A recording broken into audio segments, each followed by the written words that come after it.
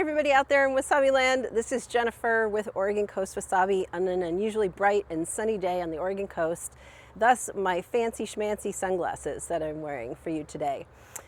Okay, today we're going to talk about gardening. We're talking about gardening wasabi in an attempt to help all of you out because sometimes we receive emails from people who are frustrated with their inability to grow their wasabi plants.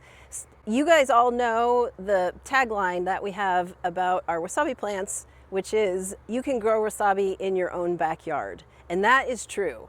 Also though, you need to know a couple things. One, your own backyard needs to be one that doesn't freeze in the wintertime. And if your backyard freezes in the wintertime, then your plants need to be in pots. So when we say you can grow it in your backyard, we do mean that pretty much everyone can grow it in their backyard regardless of where they're at, as long as it's shade and it doesn't freeze in the wintertime.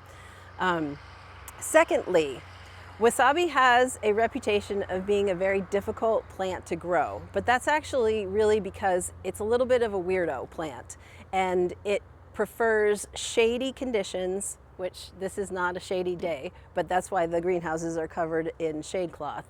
And it needs a lot of oxygen. And so as you all know from watching our previous videos, the biggest mistake that people make is overwatering their wasabi.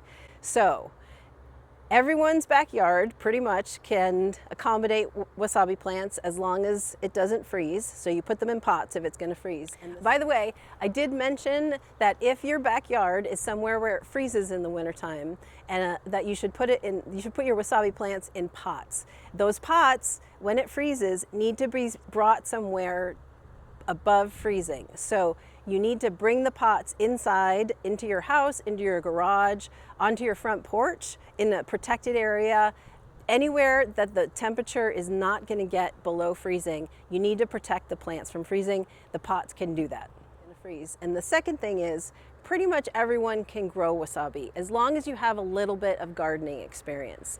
So if you don't have any gardening experience, we recommend go grow some radishes or some lettuce, something that will sprout very quickly and is a very simple thing to grow. So you just get some feeling of what it feels like to plant something, have it grow, get some dirt on your hands, okay? Because if you don't do that, you won't understand that there are a lot of differences between plants and what they require. So what we tell you in terms of the requirements for wasabi plants are actually true. They need full shade, as much shade as possible.